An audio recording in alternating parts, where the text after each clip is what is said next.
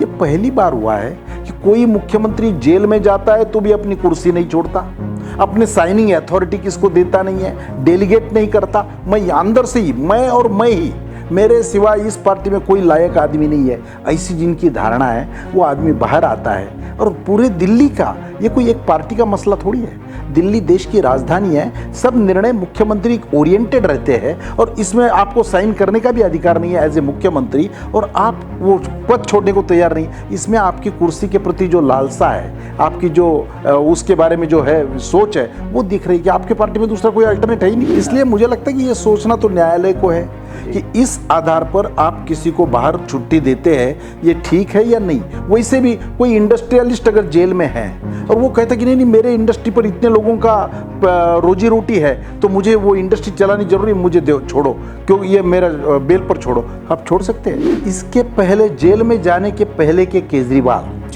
वो मुख्यमंत्री थे, अन्ना हजारे के आंदोलन से निकले हुए थे, जो भी उनका परफॉर्मेंस दिल्ली में रहा वो सब लोगों ने देखा है। आज एक गुनहगार केजरीवाल जिसकी जमानत नहीं हो रही थी, जिनका डायरेक्ट शराब घोटाले में हाथ है, और इस प्रकार के केजरीवाल जब जनता में जाएंगे तो मुझे लगता है कि हमारा बेनिफिट बढ़ जाएगा। मुझे ये बताइए कि क्या ये वाकई में ऐसे ऑटो भर के और ये फंडिंग जाती है क्या? ऐसा है, उद्योगपतियों के, धनवान लोगों का पैसा राजनीति में कैसे जाता है इसका सबसे ज़्यादा अनुभव तो कांग्रेस को है। आज़ादी के बाद 70 साल तो राज उन्होंने किया। जिस अदानी और अंबानी का आप उल्लेख कर रहे हैं, इनका स्टार्ट और जन्म तो 2014 में तो नहीं हुआ जब मोदी जी दिल्ली में आए, ये कांग्रेस के कार्यकाल से भी ये थे। इस देश का संविधान का जो मूल ढांचा है उसको हाथ लगाने की किसी की हिम्मत नहीं है। एक ही बार उसमें गड़बड़ करने का काम इंदिरा जी के टाइम हुआ था जब 1975 में इमरजेंसी आई थी, तो उसमें धर्मनिरपेक्ष और सेक्युलर इस शब्दों का मूल ढांचे में डालने का काम इंदिरा जी ने उस टाइम किया था। सब समाज को लिए साथ में आगे है बढ़ते जाना, यही हमारा नारा है और वो हम करते रहेंगे।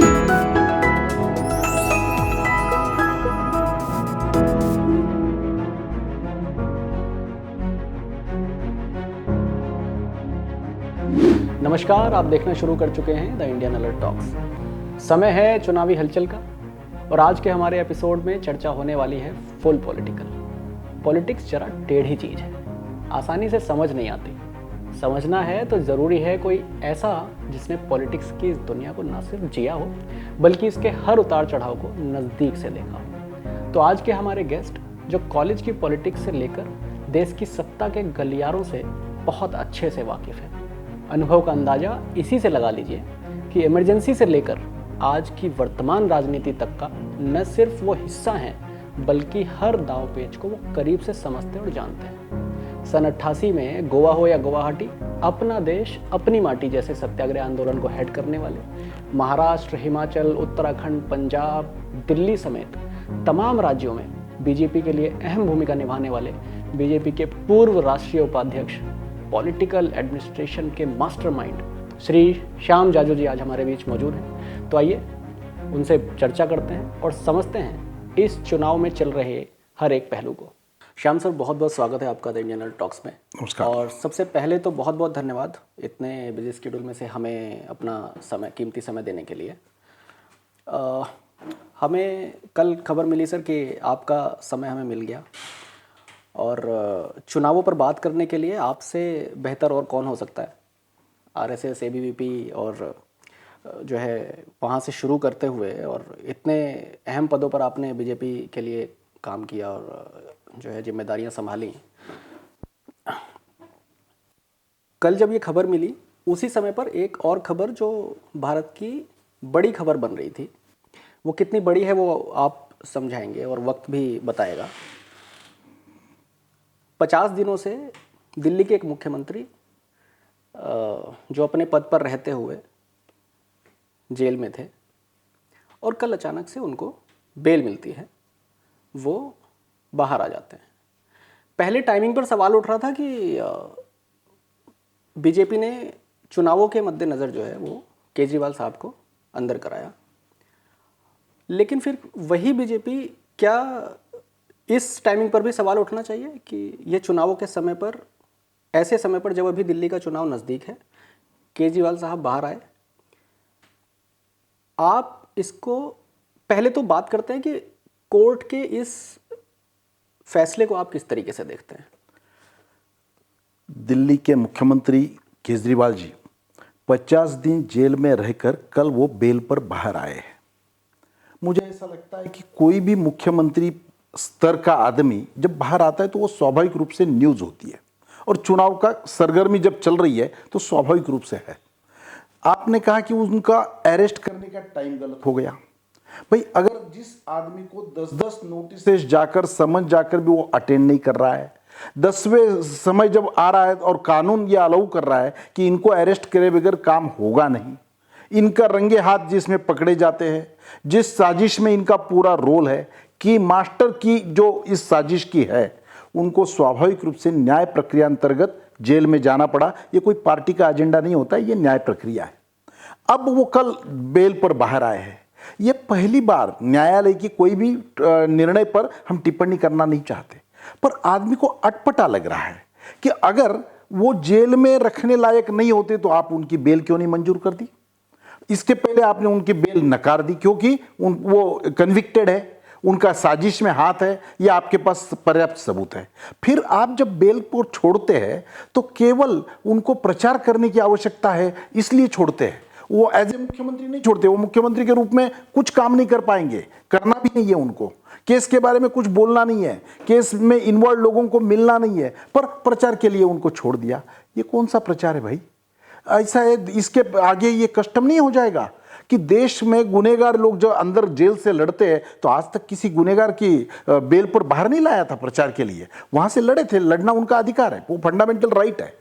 ये पहली बार हुआ है कि कोई मुख्यमंत्री जेल में जाता है तो भी अपनी कुर्सी नहीं छोड़ता, अपने साइनिंग अथॉरिटी किसको देता नहीं है, डेलीगेट नहीं करता। मैं अंदर से ही, मैं और मैं ही, मेरे सिवा इस पार्टी में कोई लायक आदमी नहीं है, ऐसी जिनकी धारणा है, वो आदमी बाहर आता है। और पूरे दिल्ली का ये कोई एक पार्टी का मसला थोड़ी है, दिल्ली देश की राजधानी है, सब निर्णय मुख्यमंत्री ओरिएंटेड रहते हैं, और इसमें आपको साइन करने का भी अधिकार नहीं है एज ए मुख्यमंत्री, और आप वो पद छोड़ने को तैयार नहीं। इसमें आपकी कुर्सी के प्रति जो लालसा है, आपकी जो उसके बारे में जो है सोच है, वो दिख रही है कि आपके पार्टी में दूसरा कोई अल्टरनेट है ही नहीं।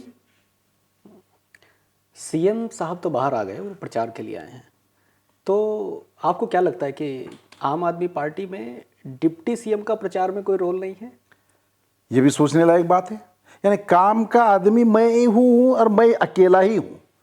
फिर यही इसी आधार पे मनीष सिसोदिया के लिए भी एप्लीकेशन करा देते।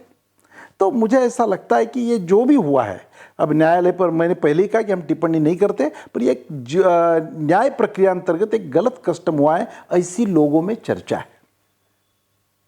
ये तो बात सही है कि कोर्ट के फैसले पर तो टिप्पणी हम लोग नहीं कर सकते, आप भी नहीं कर सकते, लेकिन अगले ही हफ्ते एक और सीएम है जिनकी अर्जी लगी हुई है। आपको क्या लगता है क्या फैसला आएगा?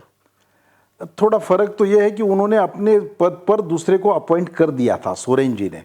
अब उनकी भी आएगी और इसके आगे आने वाली ये कस्टम पड़ेगा। इसलिए मुझे लगता है कि ये सोचना तो न्यायालय को है कि इस आधार पर आप किसी को बाहर छुट्टी देते हैं, ये ठीक है या नहीं। वैसे भी कोई इंडस्ट्रियलिस्ट अगर जेल में है और वो कहता कि नहीं नहीं, मेरे इंडस्ट्री पर इतने लोगों का रोजी रोटी है, तो मुझे वो इंडस्ट्री चलानी जरूरी है, मुझे छोड़ो, क्योंकि ये मेरा बेल पर छोड़ो, आप छोड़ सकते हैं। गुनहगार ये गुनहगार है, वो सामान्य आदमी हो या मुख्यमंत्री हो या कोई ओहदेदार हो, सबके लिए कानून समान है। ये इस देश की विशेषता है, ये हमारे संवैधानिक संस्थाओं की ब्यूटी है। मुझे लगता है कि उससे भी कई जगह छेड़छाड़ हो रही है।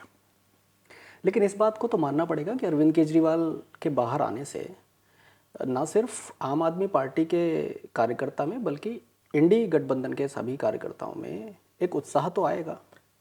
मुझे नहीं लगता ऐसा है।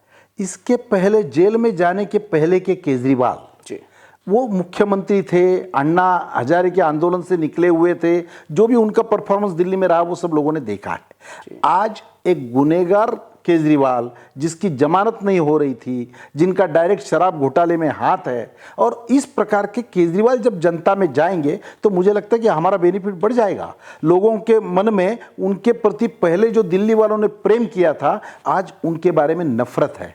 हर वार्ड में शराब की दुकानें खुलवाना, महिलाओं के लिए उसके लिए स्पेशल डिस्काउंट रखना, और ये जो सरकारी जो इन रेवेन्यू आने वाला था वो रेवेन्यू कम करके अपनी जेबें भरना और उसका पैसा अपने चुनाव के लिए यूज करना, ये पूरे दिल्ली ने देख लिया है।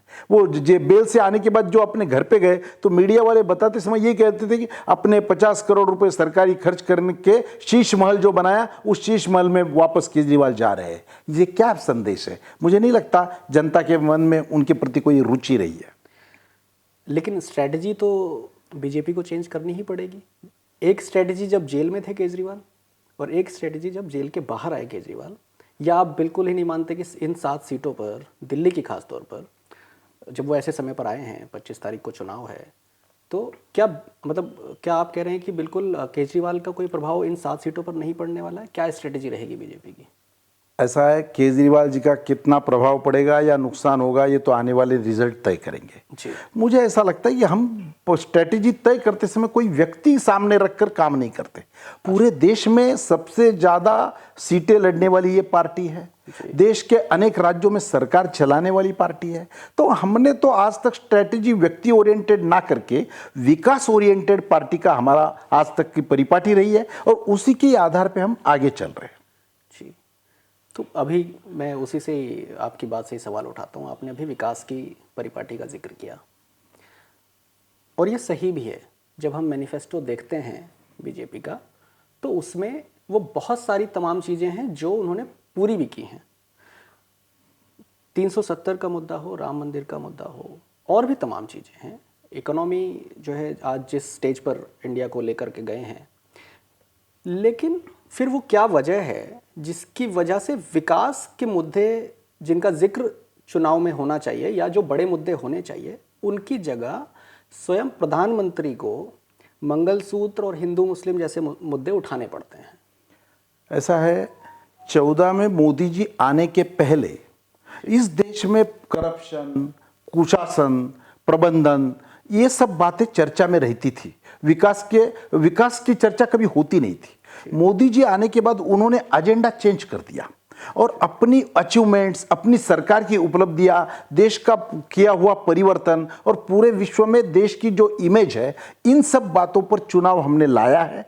और हमारा आज भी मत है, इन्हीं बातों पर हम जनता के सामने जा रहे हैं। लोगों ने हमें देश पर राज करने का मौका दिया, अनेक राज्यों में हमारी सरकारें चल रही है, तो स्वाभाविक रूप से हम अपने मैनिफेस्टो के आधार पर जो बातें कर कर आगे गए थे, उसका हिसाब किताब लोगों के सामने रखना, पब्लिक डोमेन में जाकर उसके बारे में बात करना, यह हमारा प्राथमिक कर्तव्य है। तो यही बात हम कर रहे हैं। जो बात आप हिंदू मुस्लिम वाली कह रहे हैं, यह बात निकाली किसने है? ये लालू प्रसाद यादव जी ने पहली बार बोला कि भाई ये इस देश के SC, ST, OBC इनका आरक्षण कम करके वो हम मुसलमानों को देंगे। एक राज्य सरकार ने तो तेलंगाना के दे भी दिया मुस्लिम लोगों को, वो अभी कोर्ट में मामला अटका है। तो ये इस देश के प्रधानमंत्री मनमोहन सिंह जी, पूर्व प्रधानमंत्री, वो बोल रहे कि इस देश के सभी संसाधनों पर पहला अधिकार मुसलमानों का है। और ये बातें चुनाव के दौरान आप जब चर्चा में लाते हो तो मुझे लगता है इसका जवाब देना स्वाभाविक हमारा काम बनता है। हम नहीं चाहते कि इस देश का चुनाव कोई हिंदू मुस्लिम हो और इस बातों पर हो। इस देश का चुनाव ये विकास के एजेंडे पर होना चाहिए। इसलिए हम दमखम से कहते हैं कि एक टाइम ये बीमारू देश था, हमारी इकोनॉमी 11वें नंबर की थी। मोदी जी के आने के बाद आज हमारी इकोनॉमी विश्व में 5वें नंबर की हो गई है और आने वाले कुछ दिनों में वो 3रे नंबर पर जाएगी। तो ये क्या बात बताती है? ये काम बताती है, ये परफॉर्मेंस बताती है, ये नेता की विजन और नेता की एक्शन, दोनों बातों का ये संयोग है। इसी से अगर देखें तो विकास के मुद्दे लेकर के प्रधानमंत्री और बीजेपी के तमाम नेता जो है वो, हम मान लेते हैं कि जोर शोर से लगे ही हुए हैं और लगते ही हैं। इस संगठन के तौर पर तो बीजेपी की मजबूती आम जनता को भी मालूम ही है। लेकिन 3 चरण का जो चुनाव हुआ है, उसमें जो भागीदारी है मतदाताओं की, उसको आप किस तरीके से देखते हैं? जैसे अभी कम तो रही है, ये तो मानना पड़ेगा। हाँ, विपक्षी जरूर है कि विपक्षी कह रहा है कि जो 4% 5% कम हुई है वो बीजेपी का मतदाता है जो बाहर नहीं निकला है। तो पहला। दूसरा, 3 चरण का चुनाव जो निकल चुका है और 4 चरण बचे हैं, अब क्या कहीं बीजेपी प्रेशर में तो नहीं है, क्योंकि पहले ही 400 पार का नारा एक आ चुका है। किस तरीके से आप देखते हैं इस चीज़ को? बीजेपी का इतिहास तो काफ़ी सालों से मैं इसका साक्षी हूँ। 1984 में हमारे पार्टी के 2 सांसद थे। लोग हमारा मजाक उड़ाते थे, देश पर राज करेगा कौन, पार्लियामेंट में हमारे केवल 2। और उससे लेकर आज तक हमारी संख्या बढ़ते गई। 14 में 282 सीटें थी, इस बार 19 में 303 सीटें आई है। और इस बार हमें कॉन्फिडेंस है, मोदी जी ने जो कहा है वो हमने इसके आधार पर आर्गुमेंट किया है कि देश में लाभार्थियों की इतनी बड़ी संख्या है। आज देश में 80 करोड़ जनता को अपने घर का राशन देने का काम कोरोना पीरियड से इस सरकार के माध्यम से हुआ है। देश की जनता को इर्द गिर्द के देशों की हालत देखेंगे तो इस देश में आज हम आप इंटरव्यू लेने देने की स्थिति में हैं, क्योंकि हमने कोरोना में वैक्सीन हमें मिला है।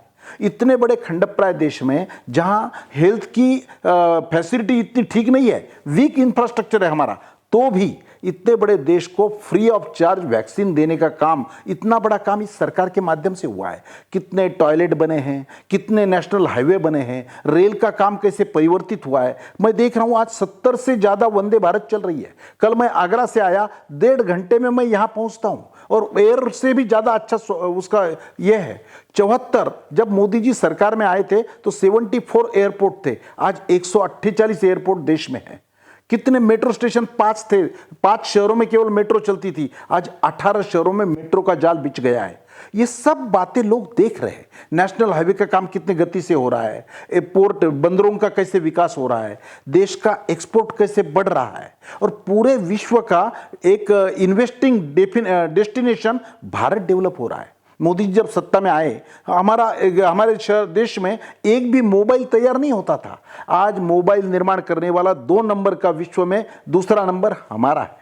तो ये सब बातें, आंकड़े, ये केवल मैनिफेस्टो नहीं है, ये करके दिखाया है। परफॉर्मेंस के आधार पर हम ये लोगों को हम कहते हैं कितनी यूनिवर्सिटीज बढ़ी है, कितने लोगों को मुद्रा बैंक के माध्यम से लोन मिल रहा है। मोदी जी जब 14 में सरकार में आए तो देश में 450 स्टार्टअप चल रहे थे, आज 1 लाख से ज्यादा स्टार्टअप चल रहे हैं। कितने लोगों को उसमें रोजगार मिला है। तो मुझे ऐसा लगता है कि ये सब बातों के आधार पे हम कहते हैं लोगों ने इस सरकार की सब बातों से लाभ लिया है। गरीब लोगों का न्याय देने का काम इस सरकार के माध्यम से हुआ है। निश्चित रूप से हम इस बार 400 पार का जो नारा, वो हमारे पार्टी ने तो कहा ही है, लोगों का ये नारा बन गया है। हम ये संख्या 400 पार करके रहेंगे। माफ़ कीजिएगा सर, मुझे फिर से वापस उसी प्रश्न पर, जिस तरीके से आपने जिस खूबसूरती से बताया है जो अचीवमेंट्स बीजेपी गवर्नमेंट की हैं, मैं वापस उसी प्रश्न पे जाने को मजबूर हूँ कि जब इतनी सारी सक्सेस स्टोरीज हमारे पास हैं बताने के लिए, तो फिर चुनाव में हिंदू 8% आबादी गिर गई, मुस्लिम 43% इंक्रीज हो गई, मंगलसूत्र बट जाएगा, राहुल गांधी रायबरेली से लड़ रहे हैं कि वायनाड से लड़ रहे हैं। फिर ये कुछ मुद्दे अपनी सक्सेस स्टोरीज को पीछे कैसे छोड़ देते हैं? क्या ये बाकी ने तो, मतलब अब मैं तो कहता हूँ कि शायद जो है, मतलब जो जिस खूबसूरती से आपने ये पैलेट रखा है वो उसी खूबसूरती से अगर बाकी सब लोग भी रखें, क्योंकि हम जब आमतौर पर प्रवक्ताओं को सुनते हैं तो मुद्दे कुछ और होते हैं, तो ये मुद्दे जनता तक इसी तरीके से क्यों नहीं पहुंचते हैं? इस देश ने आज तक कभी डिफेंस का प्रोडक्ट एक्सपोर्ट नहीं किया था। ये पहला कार्यकाल है जब डिफेंस के इंस्ट्रूमेंट्स खुद के लिए तो हम बना ही रहे, हम एक्सपोर्ट करने वाले हो गए। हमारा एक्सपोर्ट बढ़ गया है। सोलर निर्मित में हमने अच्छा स्थान प्राप्त किया है। देहातों का और सामान्य आदमी का लिविंग, स्टैंडर्ड ऑफ लिविंग यहाँ का बढ़ गया है। मुझे एक बात बताइए, जीएसटी का इनकम कितने बड़े पैमाने पर बढ़ गया? ये अपने आप बढ़ा क्या? जब तक लोगों का इनकम नहीं बढ़ेगा तो ये इनकम आएगा कैसे? और मोदी सरकार के कार्यकाल में झूठे जो गवर्नमेंट की सब्सिडीज का फायदा लेते थे, लोगों का टैक्सेस के जो चोरी करते थे, ऐसे सब लोगों को बंद करके, झूठे लाभार्थियों को बंद करके इस देश का कितना बड़ा पैसा हमने बचाया है। तो मुझे ऐसा लगता है कि केवल सही दिशा और स्पष्ट नीति, हमारी नीयत साफ है, देश का विकास करना है, इसलिए हम आगे जा रहे हैं। जहाँ तक हिंदू मुस्लिम वाला सवाल है, ये हम चाहते नहीं इस देश में इस प्रकार का विषय हो। राम मंदिर जैसा विषय भी इतने दिन उसकी लड़ाई चली, 500 साल का संघर्ष था, न्यायालय की लड़ाई थी। मोदी जी के कार्यकाल में न्यायालय का निर्णय आता है, ट्रस्ट बनता है, मंदिर बनता है और लाखों लोग उसका दर्शन करने जाते, देश में कहीं दंगा फसाद नहीं होता। ये मोदी जी की विशेषता है। तो 370 कलम हटाया, पूरे देश में उसका स्वागत हुआ। भाई आज तक, अब मुझे एक बात बताओ, एम्स की निर्मित नेहरू जी के टाइम एक एम्स हुआ था, इंदिरा जी ने एक एम्स और बनाया था, और वीपी सिंह के टाइम एक एम्स बना। देश में 3 एम्स थे जब मोदी जी आए, आज देश में 18 एम्स काम कर रहे हैं। कितने लोग रोज इसका बेनिफिट ले रहे हैं। इस देश के सामान्य गरीब आदमी का जीने का जो अधिकार है वो देने वाले मोदी जी है। उन्होंने बोला 5 लाख रुपए का इंश्योरेंस अटल आयुष्मान योजना के माध्यम से मैं हर एक को दूंगा, इलाज के अभाव में किसी की भी इस देश में मृत्यु नहीं होगी। ये इसके पहले किसी के ध्यान में क्यों नहीं आया? ये मोदी जी है जो 12 रुपए में एक्सीडेंट का इंश्योरेंस उन्होंने लोगों के लिए उपलब्ध कराया। प्रोविडेंट फंड का पैसा जो सरकारी खजाने में पड़ा था 70 साल से, कि अनक्लेम्ड अमाउंट था, मोदी जी ने कहा नहीं, ये लोगों के पसीने की कमाई है, उनके क्लेमेंट जिनका अकाउंट है उनके वारिसदार ढूंढो, और ये सब 28,000 करोड़ रुपया सबके अकाउंट में पहुंचना चाहिए। ये मोदी जी है। इस देश की 50% जनता को बैंक की सीढ़ी कभी चढ़े नहीं थे। इतने सब लोगों को जनधन योजना के माध्यम से अकाउंट देना, और सरकार का कितना बड़ा बजट डायरेक्ट बेनिफिट ट्रांसफर के माध्यम से लोगों के अकाउंट में पैसा जा रहा है। राजीव गांधी ने एक बार कहा था कि हम 1 रुपया दिल्ली से भेजते हैं, वो 15 पैसे गांव में पहुंचते हैं। ये मोदी जी का कार्यकाल है, 1 रुपया भेजा जाता है और 1 रुपया पहुंचता है। 99 पैसा नहीं पहुंचता, 1 रुपया पहुंचता है। तो मुझे ऐसा लगता है, सोचने वाला अगर आदमी रहा तो ये अब मुस्लिम के जो लोक संख्या वाला विषय है, ये कोई हमने थोड़ी निकाला। ये सब लोगों ने अपनी वोट बैंक, आज तक कांग्रेस की स्ट्रांग पॉइंट क्या रहा है, मुस्लिम वोट बैंक, ये कांग्रेस की आज तक की बात रही है। अब वो भी उनसे खिसकने लगा है। लोगों को ध्यान में आया कि भाई राजीव गांधी ने ट्रिपल तलाक के लिए कानून बदला, पर मुस्लिम महिलाओं पर अन्याय करने का काम इस कांग्रेस की जनता ने किया। आज तक मुस्लिम समाज का विकास नहीं हुआ। आज भी वो अनपढ़ है, गरीब है, आज भी वो वेटर, फिटर, ट्यूटर, इस टाइप के काम, रोड के काम कर रहा है। तो उनको एस्टेब्लिशमेंट करके, स्टेबिलिटी करके उनको मुख्य प्रवाह में लाने का काम कांग्रेस के कार्यकाल में नहीं हुआ। ये मोदी जी का कार्यकाल है। विकास में सबकी सहभागिता लेकर, सबका साथ सबका विकास, ये हमारा नारा है, हम सबको लेके चल रहे हैं। तो इन सब लोगों को ध्यान में आने के लिए ये अभी जो प्रधानमंत्री का जो सलाहकार बोर्ड है, उसमें से ये रिपोर्ट आई है और उसकी चर्चा देश में हो रही। किसी भी देश के लिए अपनी लोक संख्या 8% घट रही है, मेजॉरिटी जो यहाँ का हिंदू समाज है, और मुस्लिम समाज 43% बढ़ रहा है, तो ये देश के लिए, देश का स्ट्रक्चर, देश का कल्चर, देश की संस्कृति, देश की कार्य पद्धति, इसके लिए चिंता का विषय है क्या? नहीं है। हाँ, इर्द गिर्द हमारे देशों में हिंदू की संख्या सिमट गई है। जब वो डिवाइडेशन हुआ, बांग्लादेश हो, अफगानिस्तान हो, पाकिस्तान हो, वहाँ की हिंदू की संख्या कम हो रही है, सिमटती जा रही है, और यहाँ बढ़ रही है। कोई एजेंडे के तहत ये बढ़ रही है, इसलिए वो विषय चर्चा में आता है। और वही हमारी भावना है, इस देश में ऐसा धर्म के आधार पर किसी को हम स्पेशल फैसिलिटी नहीं देंगे। कांग्रेस की आज तक की राजनीति तुष्टीकरण की राजनीति रही है। तुष्टीकरण हम किसी का करेंगे नहीं, किसी को हम अन्याय नहीं करेंगे, पर तुष्टीकरण भी नहीं करेंगे। आपने भी जिक्र किया कि राजीव गांधी ने कहा था कि 1 रुपया भेजते हैं और 15 पैसे पहुंचते हैं।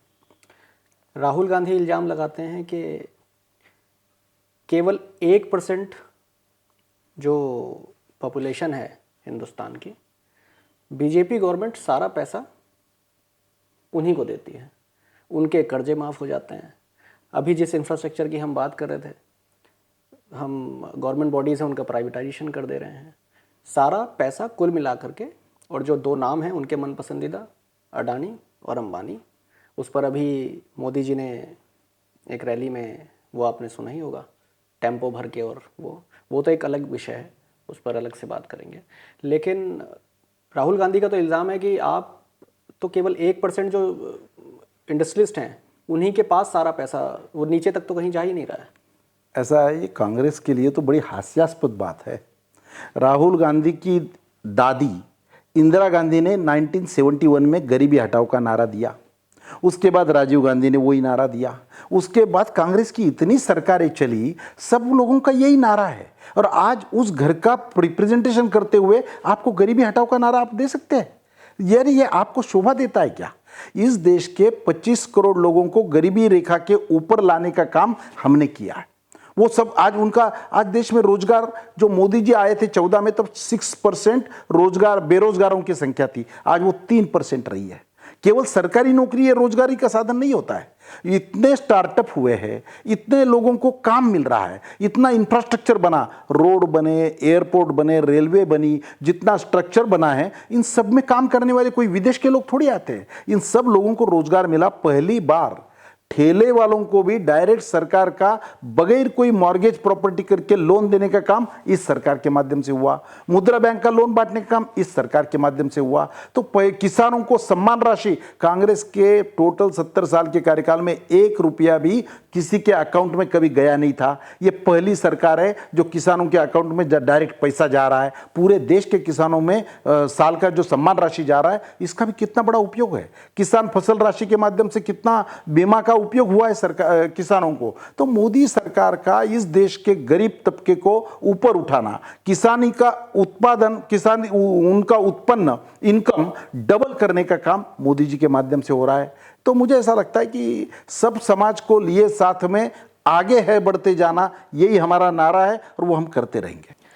सर, अभी हाल ही में, जैसा मैंने पीछे भी जिक्र किया, प्रधानमंत्री मोदी ने राहुल गांधी को निशाना बनाते हुए बयान दिया, जिसमें उन्होंने कहा कि अडानी अंबानी पर अब वो नहीं बोल रहे। हालांकि कांग्रेस ने उसका प्रूफ भी डाले कि उन्होंने पिछले 1 महीने में कितनी बार अडानी अंबानी का नाम लिया है, अप्रैल और मई महीने में।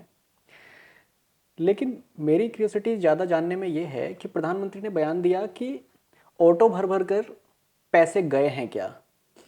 आपका तो राजनीति में इतना लंबा अनुभव है, जब बीजेपी का फॉर्मेशन हुआ तब आप पोस्ट ग्रेजुएशन कर चुके थे, यानी कि तब आप बहुत, मतलब एक परिपक्व उसमें थे। मुझे ये बताइए कि क्या ये वाकई में ऐसे ऑटो भर के और ये फंडिंग जाती है क्या? ऐसा है, उद्योगपतियों के, धनवान लोगों का पैसा राजनीति में कैसे जाता है, इसका सबसे ज़्यादा अनुभव तो कांग्रेस को है। आज़ादी के बाद 70 साल तो राज उन्होंने किया। जिस अदानी और अंबानी का आप उल्लेख कर रहे, इनका स्टार्ट और जन्म तो 2014 में तो नहीं हुआ जब मोदी जी दिल्ली में आए। ये कांग्रेस के कार्यकाल से भी ये थे। अपना उद्योगपति कोई अपने बलबूते पे कोई तरक्की करता है, उनको इशू बनाना। आज तक कितनी बार राहुल गांधी के मुंह से हमने सुना है कि ये उद्योगपतियों के सहारे ये पार्टी चल रही है। मुझे नहीं लगता। इस पार्टी का तो मैं बहुत पुराना सिपाही हूँ। ये पार्टी कार्यकर्ता के आधार पर चलती है, ये केडर पर चलती है। कोई पैसे वाले धनवान लोग इस पार्टी को नहीं चला सकते। आज देश का परिवर्तन कोई ध्यान में ले रहा है कि नहीं ले रहा है? ये 2 उद्योगपति बढ़े क्या केवल? देश में जब मोदी जी सत्ता में आए तो इनकम टैक्स पेयर थे 3.25 करोड़, आज उसकी संख्या हो गई है 8 करोड़। इसमें से 1 अदानी है और 1 अंबानी है। बाकी इतनी बड़ी संख्या बढ़ी तो लोगों का इनकम बढ़ा है ना। देश की निर्यात जब मोदी जी आए तो $450 बिलियन थी, आज वो संख्या है $775 बिलियन। ये सरकार के आंकड़े, ये हम नहीं बोल रहे। देश के 450 स्टार्टअप 1 लाख से ऊपर होते हैं। मोदी जी जब आए तब तक के 10 साल में वाहनों की बिक्री, व्हीकल की बिक्री हुई थी 13 करोड़। ये मोदी जी के कार्यकाल में 21 करोड़ व्हीकल बेचे।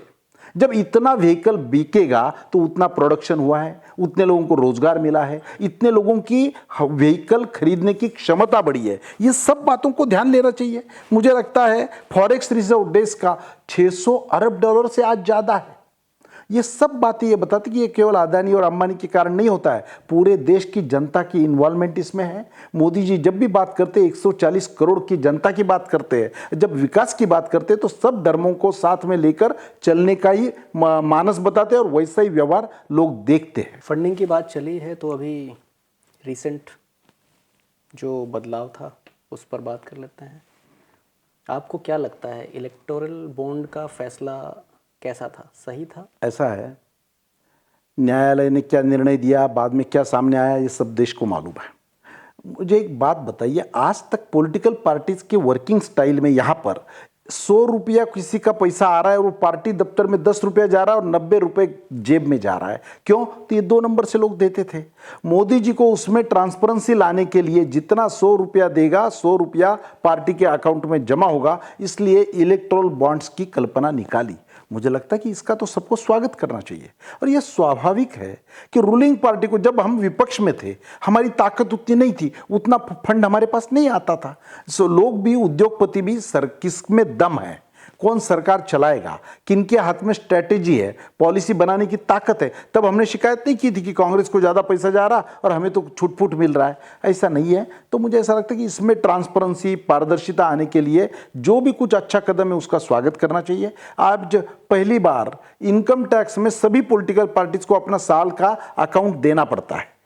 अब वो अगर हम टाइम पे करेंगे नहीं, कांग्रेस ने वो अकाउंट टाइम पे जमा नहीं किए, इसलिए उन पर जो निकली है रिकवरी और उसके लिए उनका अकाउंट कुछ सीज हुआ है, तो उसका इशू बनाएंगे। आपने वो बात क्यों नहीं करी जो कानून से आपको करनी चाहिए थी? इसका मतलब आपका इंटेंशन में गड़बड़ है। पारदर्शिता का आपने जिक्र किया, ट्रांसपेरेंसी, उससे मुझे एक चीज़ समझ में आती है कि वो क्या तकनीक है बीजेपी के पास कि हालांकि विरोधी तो उसको वॉशिंग मशीन का नाम देता है।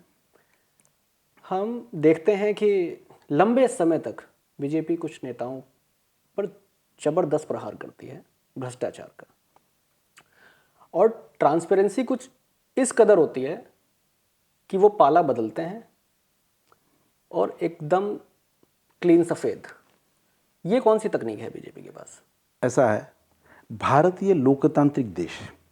लोकतंत्र में किसी भी पॉलिटिकल पार्टी या किसी की बपौती नहीं रहती। पॉलिटिकल पार्टी के दरवाजे सबके लिए कभी भी ओपन होने चाहिए। हाँ, जिन पर भ्रष्टाचार की केसेस है, सीबीआई का कोई मामला है, ईडी का कोई मामला है, तो हमने एक उदाहरण आप बताइए कि किसी को हमने लिया और उस पर जो केसेस चल रहे थे उस पर हमने बंद कर दिया और उसको क्लीन सर्टिफिकेट दे दिया। ऐसा तो एक भी उदाहरण नहीं है। अब लोग हमारी ही पार्टी में क्यों आ रहे हैं, इसका तो कांग्रेस को सोचना चाहिए, देश के बाकी पार्टियों को छोड़ना चाहिए कि अपनी पार्टी छोड़कर लोग इस पार्टी में क्यों जा रहे हैं। जिस पार्टी का फ्यूचर ब्राइट होता है, जिनकी संभावना जीतने की ज़्यादा है, जो देश में राज करता है और जिनके नेता लोकप्रिय नेता है, ऐसे पार्टियों में लोग जाते हैं। तो हम किसी को इस आधार पर रोक सकते हैं क्या? मुझे ऐसा लगता है कि आने वाले सबका स्वागत करना ही चाहिए, क्योंकि पॉलिटिकल पार्टी में सबके दरवाजे खुले होते हैं। हाँ, किसी को भी इसके आधार पर वो केवल हमारे पार्टी में आया इसलिए एक्सक्यूज दिया है, ऐसा एक भी उदाहरण आपको नहीं मिलेगा। लेकिन फिर जिक्र भी तो खत्म हो जाता है ना। जो पहले पार्टी में आने से पहले जो हम जिक्र करते हैं, जितनी तेजी से उठाते हैं उनके भ्रष्टाचार के मुद्दों को, वो पार्टी में आते ही फिर शांत कैसे हो जाता है? नहीं, पार्टी ने किसी को भी, मैंने वो बार बार कहा, हमने किसी को एक्सक्यूज नहीं दिया। हाँ, उन पर पनिशमेंट देने का काम तो पार्टी का नहीं है। इसके लिए संवैधानिक संस्थाएं बनी है, न्याय व्यवस्था बनी है, सबके इंक्वायरी होती है, उसके लिए कमेटी गठित होती है। उनके काम में हम हस्तक्षेप नहीं करते, वो अपने स्तर से चलता रहेगा। और जब उसको देना, कर्नाटक का एक ऐसा इशू आया था जिसका जो हमारा उम्मीदवार था पर उस पर आरोप हुए और कुछ ऐसा ध्यान में आया, पार्टी ने तुरंत उस पर कार्रवाई करी, उस पर भी कार्रवाई शुरू हो गई है, जो देवेगौड़ा का नाती है। तो मुझे नहीं लगता हम किसी भी क्रिमिनल आदमी को, ऐसे गड़बड़ वाले भ्रष्टाचारी आदमी को हम समर्थन नहीं करते। उनकी सजा उनको भुगतनी पड़ेगी। जहाँ तक पार्टी में एंट्री का सवाल है, आने वाले सबके लिए पार्टी का दरवाजा खुला है। लोकतांत्रिक व्यवस्था का आपने अभी जिक्र किया, और ये कैसी लोकतांत्रिक व्यवस्था है कि आप सारे तंत्र जो हैं वो अपने फ़ायदे के लिए इस्तेमाल कर लेते हैं। ईडी, सीबीआई, सारे विरोधियों को केस कर देना, जेल में डाल देना, ये कैसी व्यवस्था है? ईडी, सीबीआई, न्याय व्यवस्था, इसकी निर्मित भारतीय जनता पार्टी के कार्यकाल में या मोदी जी के कार्यकाल में नहीं हुई। ये संस्थाएं पहले भी थी और आज भी है। अब रहा सवाल, 70 साल में कांग्रेस के राज में ईडी के माध्यम से 5,000 करोड़ रुपए पर केसेस हुए थे। ये मोदी जी के कार्यकाल में 1 लाख करोड़ रुपया देश के विकास के काम में आया है। ये जो ईडी वाले हैं, जो पकड़े गए, जिन्होंने टैक्स चोरी की थी, 34 कैश कलेक्शन कांग्रेस के 70 साल में 34 लाख हुआ था। ये मोदी जी के कार्यकाल में 2200 करोड़ रुपया हुआ है। अब ये संस्थाएं है काय के लिए? इन्होंने कार्रवाई नहीं करनी तो कौन करेगा? मुझे ऐसा लगता है कि ये जो हथियार है, इसका पूरा उपयोग करने का काम डेमोक्रेसी के रूलिंग पार्टी का होता है, वो मोदी जी कर रहे हैं। जहां तक रहा राजनीतिक सवाल, तो जितनी केसेस हुई है उसमें केवल 3% लोग ऐसे हैं जो राजनीति से जुड़े हैं। बाकी सब लोग तो समाज में काम करने वाले लोग हैं। तो इसलिए ईडी सीबीआई का दुरुपयोग, ये कोई बिल्कुल मैं इससे असहमत हूं। हाँ, देश के विकास के लिए किसी को हम छोड़ेंगे नहीं। जो कोई ऐसा है, उनका सबका योगदान सरकार के लिए आना चाहिए। सरकार उस पर कार्रवाई करेगी, कठोर कार्रवाई करेगी। लेकिन सारे भ्रष्टाचारी जो हैं वो विरोधी पार्टियों में ही हैं, ये भी तो एक सवाल खड़ा करता ही है ना।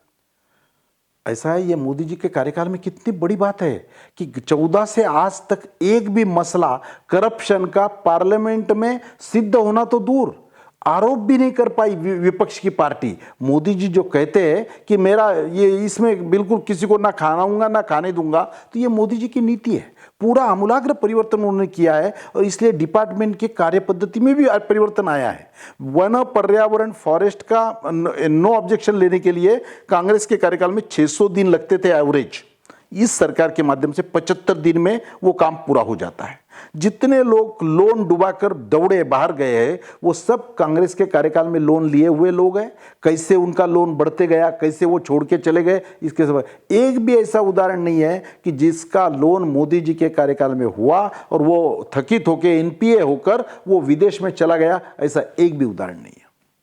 आपके हिसाब से अब आने के बाद अगर तीसरे चरण में आते हैं, अगले पॉलिटिशियंस कौन है जिनका नंबर लगाने वाले हैं मोदी जी?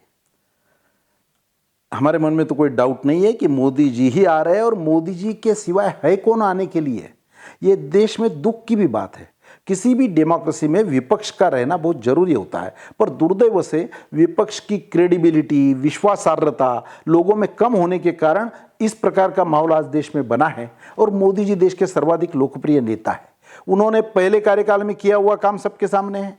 दूसरे कार्यकाल में किया हुआ काम जो 370 कलम का होगा, राम मंदिर वाला विषय होगा, तो ये ट्रिपल तलाक कानून का निर्णय, मुस्लिम महिलाओं को न्याय देने का विषय होगा, ये सब निर्णय लोगों को कभी लगा नहीं था कि सर्जिकल स्ट्राइक भी हम कर सकते हैं। ये हमने किया। यूक्रेन के हमारे सब लोगों को वापस सेफ लाने का काम हमने किया। सऊदी में जो हमारे 8 बंदी थे उनको छुड़वाने का काम किया। अभिनंदन को वापस पाकिस्तान से लाने का काम हमने किया। इस देश की संस्कृति, कल्चर, इसको सब आगे बढ़ाकर देश का विकास, यह हमारा एजेंडा है। मोदी जी ने भी संकेत दिया है कि आने वाले तीसरे कार्यकाल में और भी कठोर निर्णय के लिए आप सब लोग तैयार रहिए। देश का परिवर्तन करना, कोई भी परिवर्तन करते समय इस प्रकार की बातें तो होती है। मुझे ऐसा लगता है कि मोदी जी दमखम के नेता है। ये सब बातें करने की ताकत वो रखते हैं और करके दिखाते भी है। सही कहा आपने। इसमें 2 प्रश्न हैं। पहला, जो आज के समय में अगर देखेंगे तो केवल एक ही नेता, और ये ज़मीन पर जनता भी समझती है इस बात को, कि मोदी के सामने जो है प्रधानमंत्री के तौर पर कोई और दूसरा चेहरा नहीं है। लेकिन फिर उसी बीच अमित शाह जी एक बयान दे देते हैं कि मुकाबला केवल मोदी और राहुल के बीच है। देश में आज दुर्दैव से कोई अल्टरनेट अच्छा बचा नहीं। ये जो भी सब पार्टियां केवल मोदी हटाओ के लिए इकट्ठा है, इनकी ना कार्यपद्धति एक है, ना इनका कोई नेता है। आज इसका जवाब नहीं उनके पास कि गलती से उनकी सत्ता आ गई तो उनका प्रधानमंत्री कौन होगा। इस देश ने देखा है, जनता पार्टी का भी दौर इस देश ने देखा है। जब एक पार्टी का राज नहीं आता तो क्या हालत होते हैं देश के, सब लोगों ने देखा है। तो मुझे ऐसा लगता है जिनकी कार्यपद्धति एक नहीं, जिनकी विचारधारा एक नहीं, जिनका नेता एक नहीं, केवल निगेटिविज्म के आधार पर देश की जनता कभी भरोसा नहीं करती है। और हमारा पॉजिटिव एजेंडा है, देश को विकास के साथ आगे ले जाने का हमारा मानस है और लोग उसको अप्रिशिएट कर रहे हैं। सारे विरोधी इंडी गठबंधन, उनकी विचारधारा एक हो या ना हो, लेकिन एक सूत्र में बांधने का काम बीजेपी ने कोई एजेंडा लिया है क्या, कि उनको बेल के एक धागे से सबको बांध देना है। हर एक तरफ आप कोई भी विरोधी नेता देखिए, उनकी विचारधारा, जैसा आपने कहा, वो जब एक स्टेज पर खड़े होते हैं उनके विचार, वो एक स्टेज पर जरूर खड़े हैं साथ में हाथ डालकर, लेकिन उनकी विचारधारा एक नहीं है। लेकिन एक एक चीज में तो वो सूत्र में सब बंधे हैं, लालू जी, सोनिया गांधी, राहुल गांधी, केजरीवाल, आपका तो खैर आपने पूरी आपको ही जेल में डाल दिया है। तो मतलब क्या ऐसा कोई कार्यक्रम बना हुआ है क्या कि इनको सबको बेल के एक धागे में बांध देना है अपने विरोधियों को? कल एक व्यंग्य चित्र मैं देख रहा था, उसने कहा कि भाई देश में दो ही जगह पे लोग हैं, कोई जेल में है, कोई बेल पे है। अब जिन्होंने इस प्रकार का काम किया है तो वो अगर जेल में रहेंगे या बेल पे रहेंगे तो ये क्या हमारे गलती है क्या? भाई हम तो ऐसा है, आज तक ऐसे बड़े ओहदे वाले राजनीतिक नेताओं पर कार्रवाई करने के ताकत ना प्रशासन रखता था, ना सरकार की वैसा मानस था। सरकार की जैसे इच्छा रहती है वैसे अधिकारी काम करते हैं। ये पहली सरकार है जो अधिकारियों को रोकती नहीं है कार्रवाई करने के लिए। कोई भी आदमी हो, कानून के सामने सब समान है, वो राजनेता हो या बड़ा उद्योगपति हो। और इसी कारण देश का भी इनकम बढ़ा है, जीएसटी में 1.5 गुना इनकम बढ़ गया है और देश की तरक्की हो रही है। तो मुझे ऐसा लगता है कि आखिर नेशन फर्स्ट ये हमारा नारा है और वो हमने प्रूव करके दिखाया है। इसी के कारण पूरे विश्व में एक नया कीर्तिमान स्थापित हुआ है। अभी हाल ही में मोदी जी पर एक यूट्यूबर हैं, उन्होंने एक अच्छी लंबी वीडियो बनाई डिक्टेटरशिप की। आपको क्या लगता है कि वो डिक्टेटर का टैग मोदी जी पर चिपकता है किसी भी तरीके से? मोदी जी जैसा संवेदनशील आदमी आज तक इस देश ने देखा नहीं है। फिर उनके पास काम करने वाला नेपाल का छोटा लेबर, अपन जब पहला उनका टूर में वो अपने साथ लेके जाते हैं और उनके लोगों को हैंडओवर करते हैं। देश में सामान्य से सामान्य लोग कैसे पद्म पुरस्कार ले रहे हैं, इससे जो उनका अवार्ड से सम्मानित हो रहा है, तब देखता है कि अरे ये लोगों को आज तक किराए के पैसे नहीं थे दिल्ली में आने के लिए। इन ऐसे लोगों को ढूंढ ढूंढ के निकालना, ये मोदी जी के कमिटमेंट है समाज के प्रति। इसलिए मोदी जी की कार्यपद्धति, उनकी कार्यक्षमता, उनका प्रभाव, इसका कारण कोई उनको डिक्टेटर कहे या और कुछ कहे, जो मन में वो ठान लेते हैं वो करके रहते हैं। और उसके लिए प्रोग्राम बनाना, उसके लिए यंत्रणा बनाना और उन सब बातों के रिजल्ट निकालना, ये मोदी जी की कार्यपद्धति है। उसको कोई किस ढंग से देखे वो अलग बात है। देश का विकास ये उनका प्रोमिनेंट एजेंडा है। 4 चरणों के चुनाव बचे हैं, किस तरीके की स्ट्रेटजी आप देखते हैं ताकि वो 400 का आंकड़ा पाने के लिए बीजेपी को अपनानी पड़ेगी? पिछले टाइम प्योर बीजेपी की 303 सीटें थी और बाकी सब एनडीए मिलाकर 350 तक जाते थे। अभी एनडीए के मित्र भी बढ़े हैं, एनडीए का समर्थन बढ़ा है और भारतीय जनता पार्टी का बेस भी वाइडर होते जा रहा है। एक टाइम साउथ में तमिलनाडु हो, केरल हो, तेलंगाना, आंध्रा, यहाँ पर एंट्री नहीं थी बीजेपी की। आज हम आपको कह सकते हैं तमिलनाडु में, केरला में भी हमें निश्चित अभी इस बार एंट्री मिलने वाली है, अच्छा प्रतिनिधित्व वहाँ पर मिलेगा। आंध्र, तेलंगाना की भी हमारी सीटें बढ़ेगी, उड़ीसा की सीटें हमारी बढ़ रही है। नॉर्थ ईस्ट में सभी राज्यों को आज तक कभी कांग्रेस के कार्यकाल में काम नहीं हुआ, इतना काम इस सरकार ने दिया है और देश के मुख्य प्रवाह में राष्ट्रीय एकात्मता से जोड़ने का काम हमने किया है। तो मुझे ऐसा लगता है कि यूपी जैसे बड़े स्टेट में जहां योगी जी नेतृत्व कर रहे हैं, मोदी जी ने, अमित शाह जी ने अपने दम खम से जैसे देश में कानून और सुव्यवस्था इस्टेब्लिश किया है, तो जहां जहां भी कई तो स्टेट ऐसे कि 100% सीटें बीजेपी ने ली थी। दिल्ली की पूरी सीटें हमारी थी, उत्तराखंड की पूरी थी, हिमाचल की पूरी थी, हरियाणा की थी, ऐसे और कई जगह एक आध दो सीटें गई थी। इस बार सब लाभार्थी और मोदी जी का प्रभाव, इसके आधार पे मैं कह सकता हूं हमारे केडर के बलबूते हम निश्चित चुनाव ये जीत रहे हैं और 400 पार की संख्या पार करेंगे, इसमें मेरे मन में कोई डाउट नहीं है। 2 स्टेट्स को अभी छूना चाहूँगा क्योंकि वो दोनों ही थोड़ा अभी खबरों में रही। पहला यूपी, रायबरेली से राहुल गांधी के आने के बाद क्या कोई प्रभाव पड़ेगा? रायबरेली ये कांग्रेस की और गांधी परिवार की परंपरागत सीट है। दुख की बात यह, मैं तो खुद रायबरेली जाके भी आया हूं। रायबरेली जैसा जो इस देश के कई प्रधानमंत्री उस रायबरेली ने दिए, वो रायबरेली का भी विकास किस स्तर पर है, कैसे रास्ते थे, ये सब देखा, वहां के लोगों का जीवन मान देखा तो ऐसा लगता है कि ये कोई प्रधानमंत्री की कॉन्स्टिट्यूंसी हो सकती है। आज वाराणसी का पूरा कायापालट करने का काम मोदी जी के कार्यकाल में हुआ है। तो ऐसे रायबरेली पर इतने साल के वहां की सेवा लेकर भी उन पर अन्याय करने वाले कांग्रेस वालों को किस मुंह से वो वापस वहां जा रहे हैं। और राहुल जी वायनाड की सीट एक बार लड़ रहे हैं, पिछले टाइम भी लड़े थे, वहां से जीते थे, उत्तर प्रदेश से हारे थे। मुझे लगता है कि इस बार उनको भी डाउट है वायनाड की सीट के यशस्विता के बारे में। उसके बाद उन्होंने यहाँ का नॉमिनेशन किया है, तो मुझे ऐसा लगता है कि ये सवाल तो उनको ही पूछना चाहिए कि वो इतने बड़े नेता होने के बाद भी दो दो कॉन्स्टिट्यूंसी से क्यों लड़ रहे। जहाँ तक रायबरेली का सवाल है, रायबरेली की जनता ने अभी समझ लिया है और आने वाले चुनाव में दूध का दूध पानी का पानी हो जाएगा।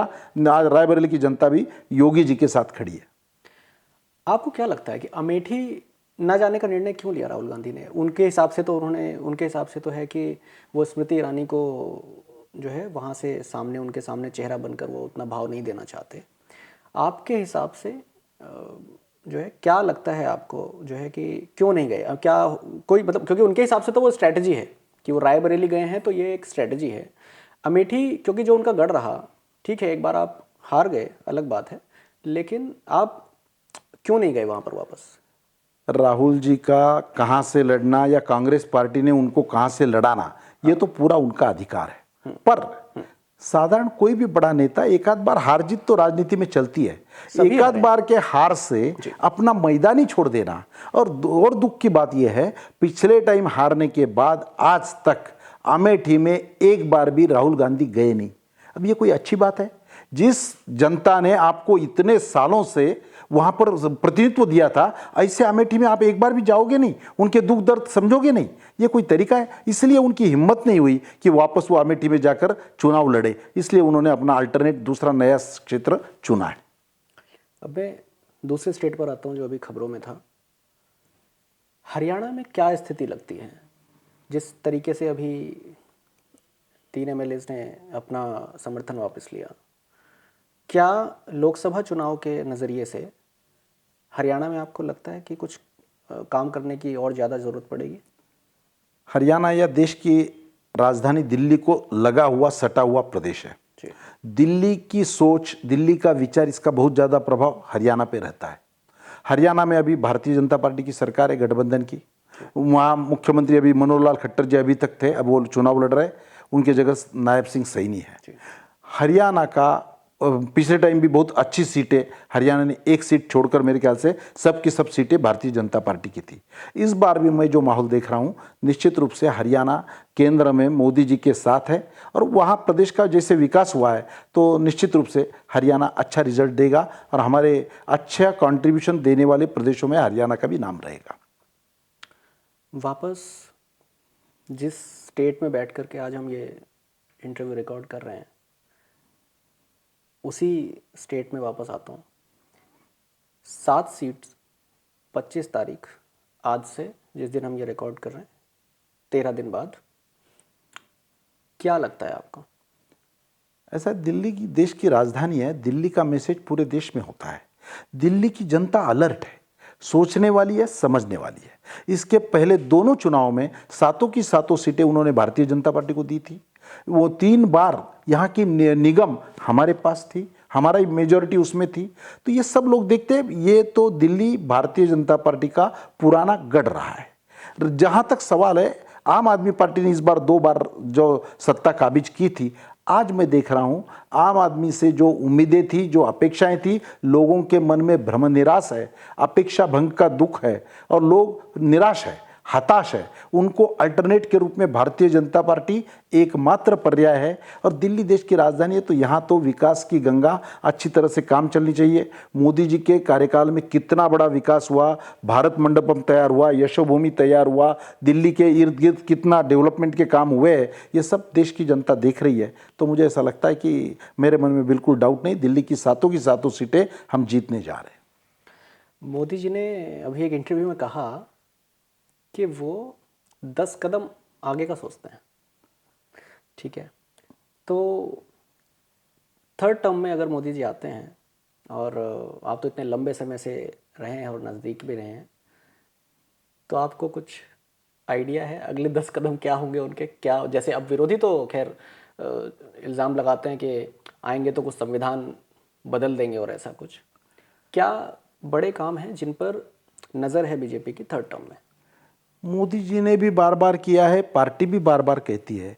इस देश का संविधान का जो मूल ढांचा है उसको हाथ लगाने की किसी की हिम्मत नहीं है। एक ही बार उसमें गड़बड़ करने का काम इंदिरा जी के टाइम हुआ था, जब 1975 में इमरजेंसी आई थी, तो उसमें धर्मनिरपेक्ष और सेक्युलर इस शब्दों का मूल ढांचे में डालने का काम इंदिरा जी ने उस टाइम किया था। उसके बाद मूल ढांचे को कोई बदल नहीं सकता। हाँ, कालोचित परिवर्तन, जैसे परिवर्तन होता है उस हिसाब से कानून को एडजस्ट करके उसको काल सापेक्ष बनाना, ये किसी भी जमाने में काम है। तो मूल ढांचे का संविधान बदलेंगे, ये जो चर्चा है ये गलत है।